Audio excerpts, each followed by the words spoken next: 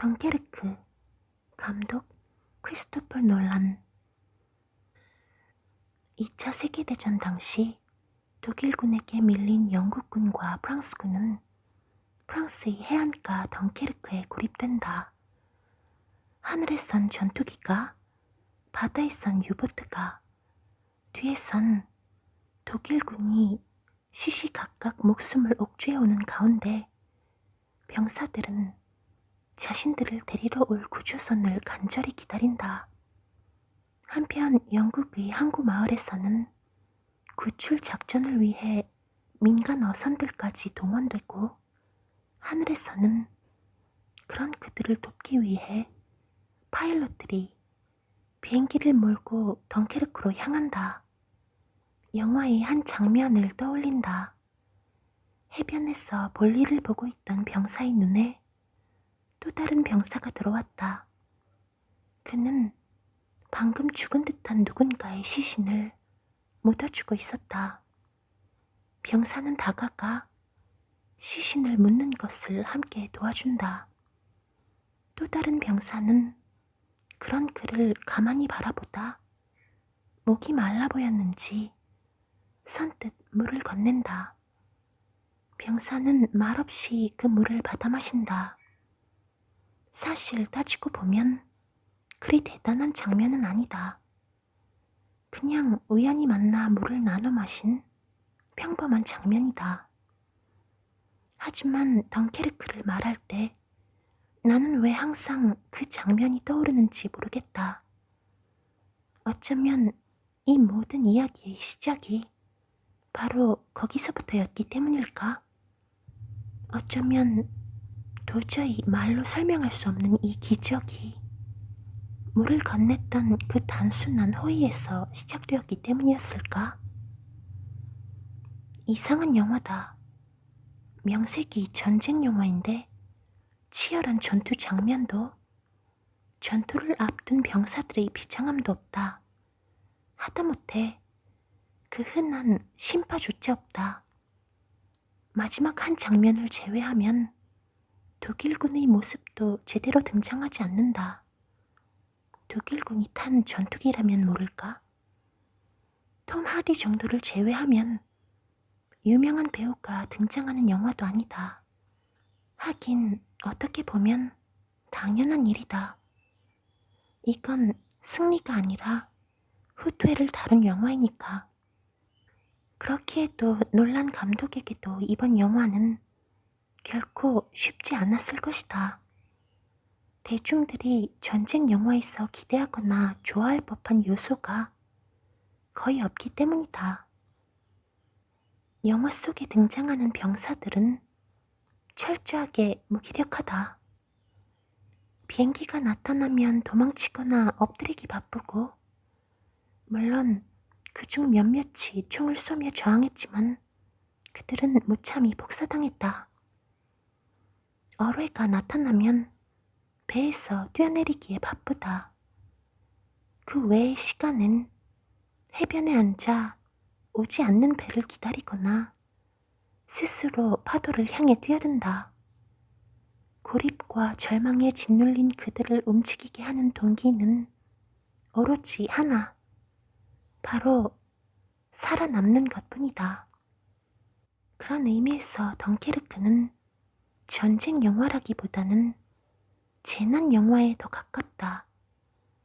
전쟁의 목표가 승리라면 재난 속에서 목표는 생존에 있기 때문이다. 덩케르크 속 독일군의 공격은 마치 자연재해처럼 철저하게 우연의 속성에 기댄다. 거기엔 예고도 타겟을 노리는 특별한 규칙도 없다. 그저 느닷없이 나타나 무작위로 죽인다. 첫 번째 폭격에서 토미가 살아남은 건 그가 주인공이기 때문이 아니었다. 그건 그냥 우연이었다. 어쩌면 바로 이것 때문에 감독이 토미 역으로 무명의 배우를 캐스팅했는지도 모른다. 토미가 주인공이 아닌 일반 병사 1, 숲처럼 보이길 원했기 때문이다. 한편 덩케르크는 영화적으로 특이한 구조를 가지고 있다. 여기선 세 개의 시간축이 등장한다. 해변에서 일주일, 바다에서 하루, 하늘에서 1시간. 서로 다른 시간대에서 펼쳐지는 이야기들은 어느 시점에 이르면 서로 맞물리는데 그 접점을 발견하는 순간 관객의 마음속에서는 기묘한 쾌감이 피어오른다. 하지만 그보다 더 흥미로운 점은 이러한 구조가 영화의 주제와도 연결되어 있다는 것이다. 맞서 싸워 이기는 게 아니라 살아남는 데 목표가 있는 전쟁에서 가장 큰 적은 다른 무엇도 아닌 시간이다. 구출되기만을 기다리며 해변에서 일주일을 보내야 하는 병사들에게 시간은 너무 많아서 문제다. 반면 그들을 돕기 위해 달려가는 하늘과 바다 위의 사람들에게 시간은 너무 모자라서 문제다. 이러한 이유로 서로에게 주어진 물리적인 시간은 다르지만 그들 각자가 느끼는 시간의 농도는 동일해진다. 나아가 생존을 다루는 이 영화에서 생존을 향한 사람들의 열망을 더욱 절박하게 만든다. 덩케르크에는 생존을 둘러싸고 두 부류의 사람들이 등장한다. 한쪽은 생존을 서로 뺏고 빼앗는 제로섬 게임으로 보는 사람들이다. 반면 다른 한쪽은 생존을 넌 제로섬 게임의 문제로 바라본다. 초반만 하더라도 대부분의 이야기는 생존을 제로섬 게임에 입각해서 바라보는 사람들에 의해 전개된다. 영화 속에서 처칠은 국적을 가리지 않고 해변에 모인 모든 군인들을 구하라고 지시했지만 이를 수행하는 제독과 장교는 영국군부터 먼저 구하는 것을 목표로 하고 있다. 다른 영국 군인들 역시 함께 싸우는 프랑스군을 전우보다는 자신들의 배에 무임승차하려는 무례한으로 여긴다. 이러한 모습이 가장 극적으로 드러난 부분이 바로 어선에서의 시퀀스다. 터미, 깁슨, 알렉스를 비롯한 몇몇 병사들은 모래톱에 좌초된 배에 숨어 밀물이 되기를 기다린다. 그렇게 되면 배가 떠서 집으로 갈 수 있기 때문이다. 하지만 독일군의 사격으로 인해 배에는 구멍이 뚫리고 함께 탑승한 네덜란드인 선원은 배가 뜨기 위해서는 무게를 줄여야 한다고 말한다. 이에 알렉스는 말이 없는 깁슨을 독일군의 스파이로 의심하며 내보내려 한다.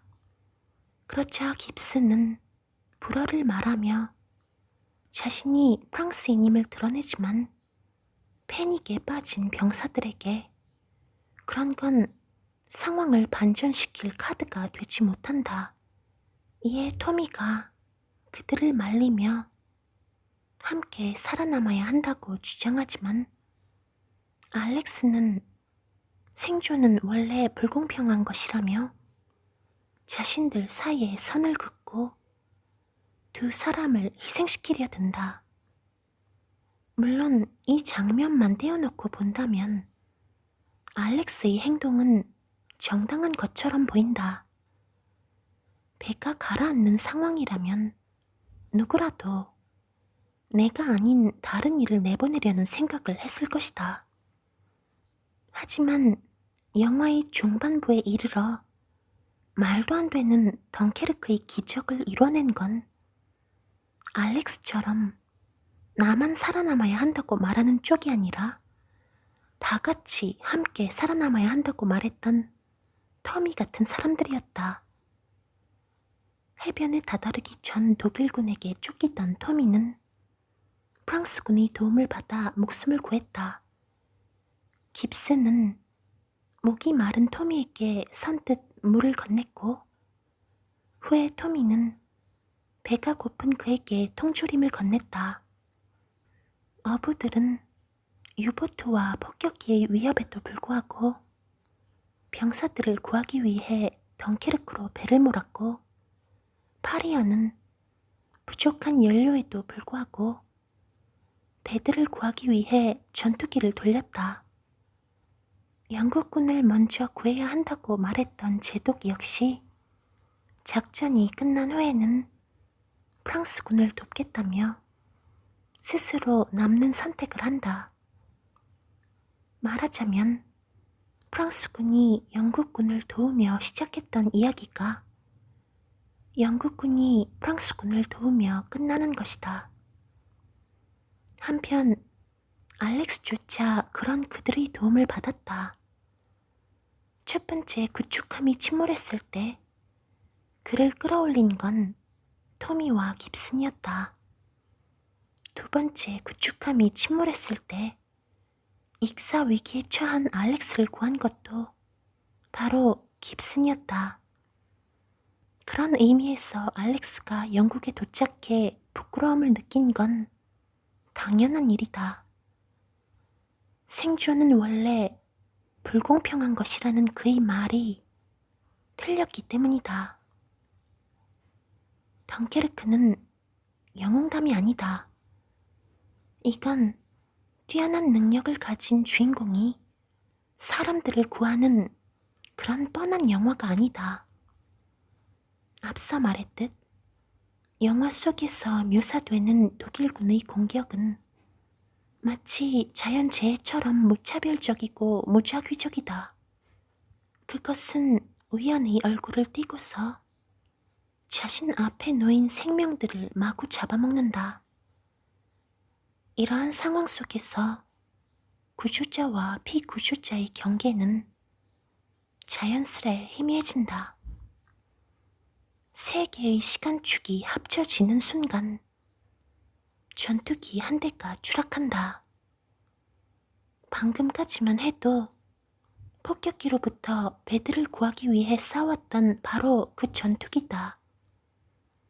이에 선장은 전투기의 파일럿을 구하기 위해 배를 몬다. 이것이 의미하는 바는 명확하다. 전투기 조종자는 방금까지만 해도 구조자의 위치에 서 있었다. 하지만 바다에 빠진 순간 그의 위치는 피구조자로 역전된다. 이렇듯 도움을 주는 사람과 도움을 받는 사람의 차이는 마치 동전의 양면처럼 구분되지 않는다. 그렇기에 우리는 구분을 거두고 서로 협력해야 한다. 어떤 대단한 희생을 요구하는 게 아니다. 목이 마른 이에게 선뜻 물을 건네는 딱 그만큼의 선의만 있으면 된다.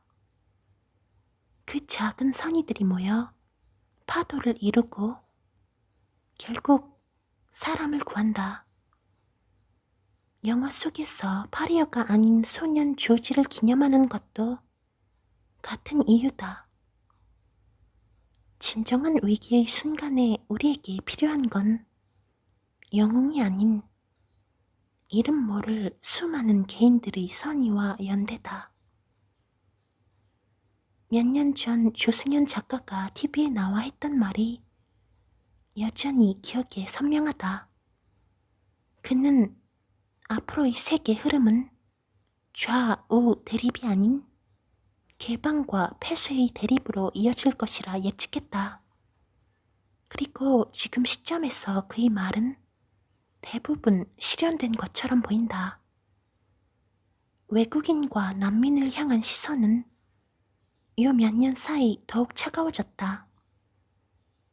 우리 안에서도 성별, 나이, 학벌, 계층, 세대, 심지어 생각이 다르다는 이유만으로도 상대를 비난하고 적대하기 일쑤다.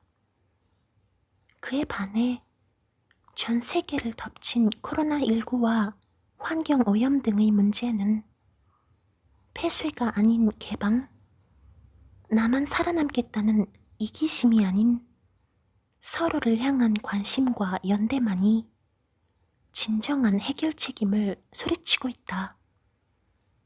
그런 의미에서 덩케르크는 오늘날 대단히 의미심장하다. 영화의 마지막 장면에서 토미는 신문에 실린 처칠의 연설을 대신 읽는다. 이는 가장 평범한 사람, 이름 없는 개인이 역사에 목소리를 낸다는 뜻이다. 사실 우리는 편의상 주인공을 토미라고 부르고 있긴 하지만 영화 속에서 그의 이름이 언급된 적은 없다. 말하자면 그는 그냥 병사 1이다. 결국 기적을 실어 나르는 건, 숭고한 삶의 가치를 전달하는 건 익명의 몫이고 공동체의 역할이다.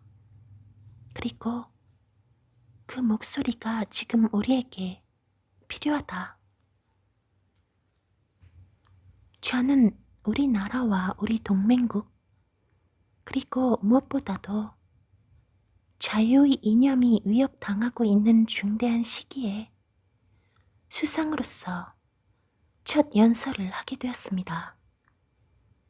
지금 이 시점에 프랑스와 플랜더스 지방에서는 대규모의 치열한 전투가 벌어지고 있습니다. 우리는 항복하거나 패하지 않을 것입니다. 우리는 끝까지 버틸 것입니다.